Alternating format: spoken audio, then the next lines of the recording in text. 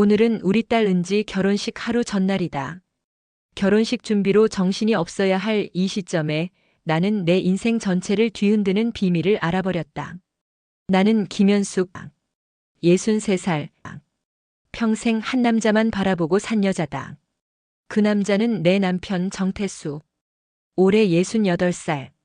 퇴직 전엔 은행 부지점장까지 지낸 성실한 사람이었고 동네에선 자상한 아버지로 통했던 사람이다. 딸 은지한테도 최고의 아빠였고 나한텐 언제나 말이 없고 무뚝뚝한 대신 뒷바라지 잘해주는 남편이었다.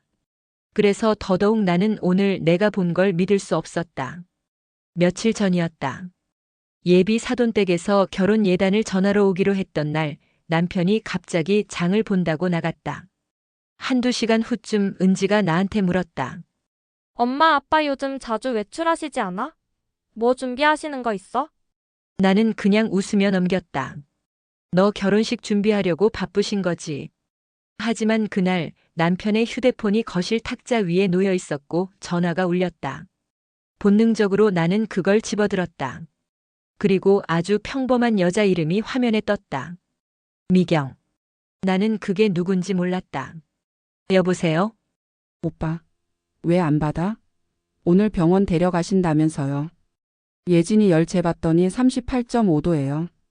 예진? 병원? 순간 가슴이 내려앉았다. 예진이라니 그건 누구인가?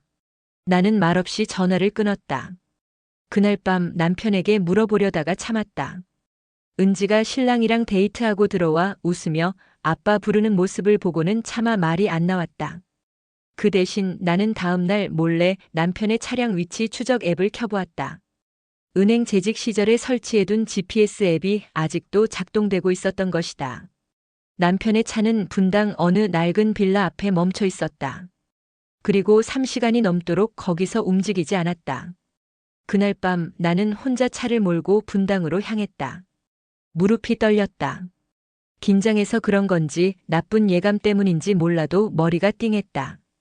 그 빌라 앞에 도착한 순간 문이 열리며 남편이 나왔다. 그런데 그 뒤로 나오는 여자와 아이가 있었다. 7살쯤 되어 보이는 여자아이가 아빠, 다음엔 수영장 가기로 했잖아. 하고 소리쳤다. 나는 그 자리에 그대로 얼어붙었다. 숨이 막히고 다리가 휘청했다. 눈앞이 하얘졌다. 아빠라고 그 애가 말했다. 우리 은지한테 그렇게 다정하게 불러준 적도 거의 없던 그 아빠라는 단어를 다른 아이가. 그 다음 날 나는 아무 일 없던 듯이 아침밥을 차렸다. 은지는 결혼식 앞두고 드레스를 맞추러 갔고 남편은 식탁에 앉아 신문을 넘겼다. 여보, 왜? 혹시 예진이라는 아이 알아? 남편은 손에 들고 있던 신문을 멈췄다. 그리고 아무 말도 안 했다. 그 침묵이 모든 걸 말해줬다. 몇 년이야? 그 여자랑 10년. 10년? 회식 끝나고 술에 취해서 처음엔 그랬어. 그 여자는 이혼한 사람이었고 날 붙잡더라. 미안해. 10년. 그 말에 나는 눈물이 터질 뻔했지만 꾹 참았다. 나는 지금 울 수 없었다. 은지의 결혼식이 내일이기 때문이었다. 그날 밤 나는 은지의 드레스 사진을 보며 잠든 딸의 머리를 쓰다듬었다. 이 아이에겐 아무 일도 없어야 한다. 그게 내 결론이었다. 결혼식은 무사히 치러졌다. 남편은 끝까지 멀쩡한 얼굴로 하객들을 맞았고 나는 그 옆에서 끝없이 웃었다. 웃는 게 아니었지만 나 자신을 속였다. 내가 무너지면 은지도 우리 집안도 무너질 것 같았다. 결혼식 다음 날 나는 남편에게 말했다. 그 여자랑 아이는 내가 만나고 올게. 남편은 고개를 들지도 않고 고개를 끄덕였다. 나는 분당으로 향했다. 미경이라는 그 여자 나보다 15살은 어려 보였다. 하지만 초라한 모습이었고 다리에 깁스를 한 채 아이를 안고 있었다. 당신이 미경 씨예요? 누구세요? 정태수 씨 아내예요. 그녀는 그대로 무릎을 꿇었다. 죄송해요. 정말 죄송해요. 그 사람 처음엔 남편 있는 줄 몰랐어요. 알게 됐을 땐 이미 예진이가 생겼고요. 그 후로는 돈도 안 받고 그저 아이한테 아빠란 사람 한 명 보여주고 싶었을 뿐이에요. 그 말을 들은 순간 나도 이상하게 미워할 수가 없었다. 내 남편이 만든 상처지만 이 여자는 그 상처를 안고 버텨온 또 다른 희생자였다. 예진이라는 아이는 내 손주였다. 은지의 동생이었다. 나는 집으로 돌아와 남편에게 말했다. 이제 그 아이한테서도 도망치지 마. 예진이 이름 내 호적에 올려. 내가 해줄게. 남편은 처음으로 울었다. 미안해. 정말 미안해. 그 울음이 나한테는 어떤 사죄보다 큰 용서가 되었다. 그날 밤 나는 내 일기장에 이렇게 적었다. 나는 이 가정을 지키기 위해 살아왔고 지금도 그렇다. 그리고 이제는 나 자신을 지키기 위해 살 것이다. 딸 은지의 결혼식이 끝난 지 일주일째 되는 날이었다. 결혼식 후 신혼여행 갔던 은지 부부가 인천공항에 도착했다는 문자를 받았다. 나는 냉장고를 열어 신선한 반찬을 만들기 시작했다. 은지가 오면 김치찜 해줘야지. 그 애는 이 반찬 좋아하니까. 그렇게 평소처럼 아무 일 없던 듯 살고 있었지만 사실은 매일 밤 잠들지 못하고 눈을 떴다. 예진이 7살. 이름을 부를 때마다 가슴이 저릿했다. 한 번도 품어본 적 없는 아이인데 이상하게 손으로 안아본 것 같은 느낌이 들었다. 며칠 전 나는 예진이를 데리고 어린이 병원에 갔다. 미경 씨가 다리 부상으로 움직이기 어려워 병원 데려다 줄 사람이 없다고 했다. 예진이는 내 손을 꼭 잡았다. 할머니 맞아요? 나는 대답을 못했다. 그냥 아줌마다. 아줌마가 너 좋아해서 그러는 거야. 근데 손이 엄마 손이랑 닮았어요. 따뜻해요. 그 말에 나는 눈시울이 붉어졌다. 아이 앞에서는 울 수 없었기에 고개를 돌렸다. 그렇게 아이를 챙기고 병원에서 돌아오는데 갑자기 모르는 번호로 전화가 걸려왔다. 엄마, 저예요. 은지예요. 지금 집 앞인데요. 예진이? 그게 누구예요? 순간 심장이 쿵 내려앉았다. 나는 들켰구나. 문을 열자 은지가 서 있었다. 그 눈빛이 낯설었다. 결혼식 날 웨딩드레스를 입고 웃던 아이가 아니라 모든 걸 잃은 사람처럼 붉어진 눈으로 나를 보고 있었다. 엄마, 말해줘요. 그 여자랑 그 애 진짜예요? 은지야, 언제부터예요? 10년 됐어. 아빠가 그 아이 아빠라고요? 그래. 그럼 엄마는 그거 알고도 결혼식 때까지 아무 말도 안 한 거예요? 나는 대답하지 못했다. 엄마 설마 나도 그 아이처럼 생긴 거 아니죠? 은지야, 무슨 소리야? 나 엄마한테 진짜 자식 맞아요? 그냥 엄마가 지켜줘야 해서 낳은 애 아니고. 그 말이 내 가슴을 찢었다. 넌 내 전부야. 은지야, 넌 내가 목숨처럼 지킨 내 첫사랑이야. 그 아이는 너 동생이야. 하지만 널 대신할 수 있는 사람은 아니야. 은지는 입을 꾹 다물고 고개를 돌렸다. 그럼 엄마 아빠랑 계속 살 거예요? 아니, 이젠 아니야. 왜 지금에서야? 이제야 내가 누굴 지켜야 하는지 진짜 알게 됐거든. 그날 밤 나는 남편에게 말했다. 우리 이혼하자. 남편은 말없이 내 얼굴을 봤다. 당신 예진이한테 아빠란 말 들어도 돼. 그 아이는 죄 없어. 하지만 나랑은 끝났어. 남편은 아무 말도 하지 않았다. 그 사람은 이미 끝이 났다는 걸 알고 있었던 거다. 며칠 후 은지가 다시 찾아왔다. 얼굴이 조금은 부드러워진 채였다. 엄마 예진이 보고 싶어요. 나는 눈물이 핑 돌았다. 정말 괜찮겠어? 아직은 모르겠어요. 그래도 아이는 죄 없다는 말 이해할 수 있을 것 같아요. 엄마가 예진이 손잡고 다니는 거. 예전에 제가 어릴 때 그렇게 해주던 거 생각났어요. 예진이와 은지가 마주한 날, 예진이는 수줍게 은지를 바라봤다. 언니예요? 응, 언니야. 언니랑 놀아도 돼요? 놀자. 근데 언니 좀 서툴러. 괜찮아요. 엄마도 서툴러요. 그 말에 은지와 나는 동시에 웃었다.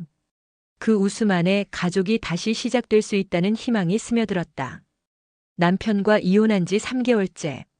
나는 지금 동네 시장 안쪽 골목에 있는 작고 오래된 식당 하나를 운영하고 있다. 김현숙 칼국수. 간판엔 내 이름 석자를 썼다. 이름 석자 걸고 살아보는 인생 처음이다. 예전 같으면 창피했을지 모른다. 나이 60이 넘어서 주방에 선 채 허리 펼 새 없이 국수 삶고 김치 담고 손님한테 허리 숙여 맛있게 드세요. 예전엔 그게 남의 일이었는데 이제는 내 일이 되었다. 내 이름으로 내 손으로 내 돈을 벌어먹고 사는 인생. 이제야 숨을 쉬는 것 같다. 은지는 결혼 후에도 자주 온다. 예진이를 데리고 놀기도 하고 장사 도와주기도 한다. 가끔 손님 중 어떤 아줌마가 사장님 따님 참 예쁘네요 하면 나는 장난처럼 대답한다. 이 집 큰딸이에요. 둘째는 저기 놀고 있죠. 그러면 그 아줌마는 당연한 듯 아휴 부럽다 딸 둘 낳길 잘했네 하며 웃는다. 그 말에 나는 속으로 조용히 기도한다. 하나만 낳았지만 나는 두 딸을 가진 엄마다. 그 애들이 나를 그렇게 불러줘서 나는 다시 엄마가 될 수 있었다. 예진이는 이제 초등학교 입학을 앞두고 있다. 아이답게 해맑고 눈치 빠르고 그리고 말썽꾸러기. 한 번은 식당 한복판에서 손님 보고 이렇게 말했다. 우리 할머니가 사장님이에요. 돈도 잘 벌어요. 손님들이 박장대소했다. 나도 따라 웃었지만 눈가엔 눈물이 고였다. 할머니가 아니라 그냥 엄마라고 불러도 되는데. 하지만 아직은 말하지 않는다. 그 애가 먼저 부르기를 기다리는 중이다. 어느 날 저녁 은지가 혼자 왔다. 주방 한쪽에서 반죽하던 나를 부르더니 식탁에 앉혀놓고 종이봉투 하나를 내밀었다. 이게 뭐야? 가게 확장하려고 했잖아. 계약금 보태요. 은지야, 이건 너 돈이야. 엄마가 받을 수 없어. 아니요. 엄마가 받을 자격 있어요. 결혼할 때 내 혼수며 예단 다 엄마가 챙겨줬잖아요. 그리고 엄마가 이 식당 열고부터 나 많이 달라졌어요. 어떻게? 전에는 내가 엄마보다 더 잘난 줄 알았어요. 직장도 다니고 결혼도 빨리 하고 우리 엄마는 그냥 가정주부 이렇게 생각했던 거 사실이에요. 나는 조용히 고개를 끄덕였다. 그 아이 말처럼. 나는 딸에게 한 번도 내 이름으로 한 일을 보여준 적이 없었다. 근데 지금 엄마는 진짜 멋져요. 한 그릇 칼국수에 인생을 걸고 그걸로 사람들한테 웃음도 위로도 주는 거. 엄마가 나보다 100배, 1000배 더 멋있어요. 그 말에 나는 반죽 묻은 손으로 은지의 손을 꼭 잡았다. 그 순간 가정을 위해 희생한 엄마가 아니라 이제는 자기 삶을 살아가는 엄마로 내가 내 딸에게 다시 태어난 것 같았다. 며칠 후 예진이와 함께 식당을 청소하던 중 아이에게 물었다. 예진아, 응? 우리 가게 이름 뭘로 바꾸면 좋을까? 엄마 칼국수. 뭐? 이젠 그냥 엄마라고 부르고 싶어요. 아줌마 말고. 왜냐면 친구들이 다 그러는데 엄마 없는 애 없다고. 나는 손에 들고 있던 행주를 떨어뜨렸다. 예진이가 엄마라고 불렀다. 그 순간 나는 두 번째 인생에서 처음으로 진짜 엄마가 된 느낌이 들었다. 식당 문을 닫고 정리하던 늦은 저녁이었다. 그날따라 손님이 많아 유독 피곤했는데 입구 쪽에서 누가 슬그머니 문을 열고 들어왔다. 나는 무심코 오늘은 끝났어요. 내일 오세요 하고 말했는데 들려오는 목소리는 너무도 익숙했다. 연수가 나야. 고개를 돌린 순간 그 사람이 서 있었다. 정태수, 내 전 남편, 예진이의 아버지, 그리고 내가 사랑했던 사람. 그 얼굴은 몇 개월 전보다 훨씬 더 초췌했다. 살도 빠지고 눈은 푹 꺼졌고 그 입술은 마치 무언가를 말하려다 계속 삼킨 사람처럼 떨리고 있었다. 왜 왔어요? 미안해, 나 병원에서 나왔어. 가난 말기래. 이제 집도 없고 사람도 없고. 나는 순간 말을 잃었다. 그래서 내가 병수발이라도 들어주길 바라는 거예요? 그는 고개를 숙였다. 아니, 그런 말 하려고 온 건 아니야. 그냥 미안하다고 그 말 한마디 하러 왔어. 나는 피식 웃었다. 그 말 좀 더 건강할 때 하지 그랬어요. 좀 더 젊고 좀 더 힘있고 예진이 낳기 전 아니. 적어도 내가 당신한테 마지막 국 끓여줄 때라도. 그는 아무 말도 안 했다. 미안하단 말 너무 늦었어요. 나는 등을 돌리고 바닥에 쌀가루를 빗자루로 쓸기 시작했다. 내 손이 조금씩 떨리고 있었다. 그날 밤 나는 잠들지 못했다. 예진이는 그날도 내 옆에서 자고 있었고 나는 천장을 보며 오래된 기억 속을 뒤적였다. 이 남자랑 처음 만났던 날. 신혼 때 서울 변두리에서 맞벌이하던 시절. 딸 은지를 처음 안아봤던 날. 그리고 그가 내 손을 처음 놓았던 날. 다음 날 미경 씨에게 연락이 왔다. 어머님 아니 연숙 씨. 태수 씨 병원비도 없대요. 예진이도 학교 문제 있고. 죄송해요. 부탁 하나만 드릴게요. 혹시 예진이 당분간만이라도 함께 지내주실 수 있을까요? 나는 대답하지 않았다. 그날 저녁 예진이가 말했다. 엄마, 오늘 병원에서 어떤 삼촌이 아빠 얘기하던데요. 우리 아빠 아프대요. 할머니가 도와주실 수 있어요? 그 순간 나는 깨달았다. 이 아이한테 아버지란 존재는 내가 아무리 미워해도 지워질 수 없는 사람이란 걸. 그 아이를 지키려면 그 아이의 아픔까지도 내가 받아들여야 한다는 걸. 그날 밤 나는 병원에 갔다. 중환자실이 아니라 일반 병동. 태수는 조용히 누워 있었다. 손등에 링거 바늘이 꽂혀 있었고 한쪽 팔에 붙은 파스가 그 사람의 나이를 실감케 했다. 연수가 정신은 있네. 와줘서 고맙다. 고마운 줄 알면 더 이상 나한테 부탁 같은 거 하지 마. 응, 알았어. 그냥 은지한테 아빠가 미안하다고 전해줄 수 있어? 너 정말 마지막까지 비겁하다. 내 입으로 해. 그 애는 이제 널 봐도 아무런 감정도 없어. 그게 얼마나 무서운 건지 너는 알기나 해. 그는 조용히 눈을 감았다. 그리고 눈가로 한 방울 눈물이 흘렀다. 그 눈물을 보고도 나는 아무 위로도 하지 않았다. 며칠 후 병원에서 전화가 왔다.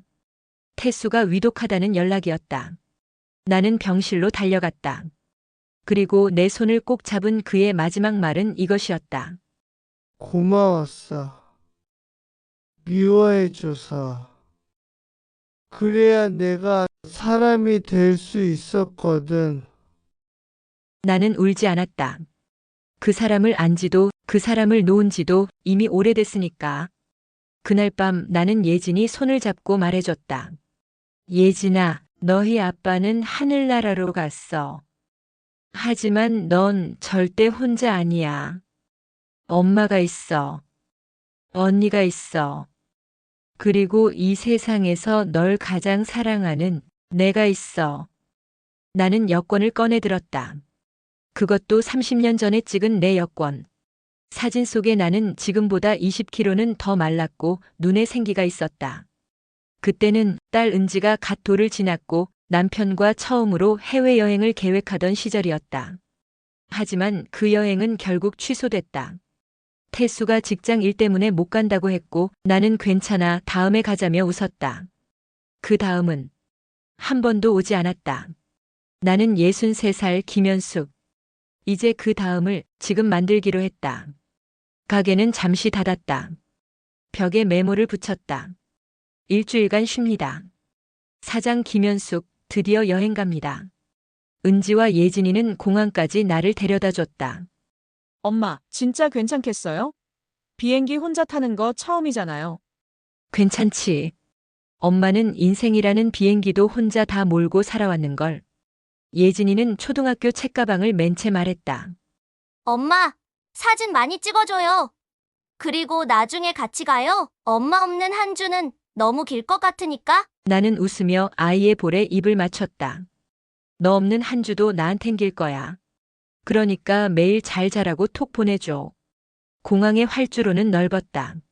마치 내 인생이 이제야 펼쳐지는 것처럼. 비행기 안에서 창밖을 보며 생각했다. 나는 왜 지금까지 한 번도 나를 위해 시간을 쓰지 못했을까? 남편을 위해, 딸을 위해, 시댁을 위해, 심지어 나를 배신한 남편의 또 다른 아이까지. 내 모든 시간을 나 말고 누군가에게 썼다. 이번엔 아니었다. 이번 여행은 오롯이 나를 위한 시간이었다. 여행지에서 나는 평생 처음 보는 바다를 봤다. 투명한 바닷속에 발을 담그며 나는 혼잣말을 했다. 이 물처럼 살고 싶다. 흐르고 때론 차갑지만 결국 따뜻해지는. 하루는 바닷가 근처에 있는 작은 찻집에 앉아 일기를 썼다.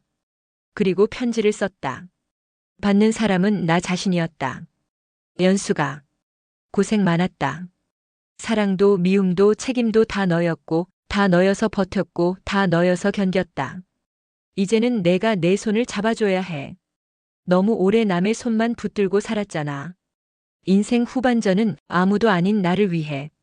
그러니까 부디 웃어줘. 이제라도 살고 싶어졌다고 말해줘. 편지를 다 쓰고 나는 작은 병에 편지를 넣어 바다에 띄웠다. 누가 보지 않아도 괜찮았다. 그건 누군가를 위한 메시지가 아니었다. 나를 위한 내 안의 오래된 위로였다. 돌아오는 비행기에서 나는 더 이상 주름진 중년이 아니었다. 나는 내 인생의 주인공이었다. 어떤 영화 속 여주인공보다 강하고 어떤 주연 배우보다 진심이었다. 공항에 도착했을 때 예진이가 달려와 안겼다. 엄마, 나 일기장에 매일 엄마 이야기 썼어요. 그래. 나도 너한테 줄 거 있어. 나는 작은 손거울을 꺼내줬다. 이거 바르셀로나에서 샀어. 넌 세상에서 제일 예쁜 딸이니까. 그날 저녁 은지와 셋이 식당에서 다시 마주 앉았다. 엄마, 응? 다녀오니까 어때요? 나는 살짝 미소 지으며 말했다. 내가 이제 어떤 여자인지 조금 알겠어. 어떤 여자요? 내가 나로서 살아도 괜찮은 여자. 누군가의 아내, 누군가의 엄마가 아니라. 그냥 김현숙. 그 자체로 충분한 여자. 그날 밤 나는 조용히 식당 간판 아래에 작은 문구를 하나 더 붙였다. 이 집 사장, 김현숙은 세상에서 가장 멋진 여자입니다.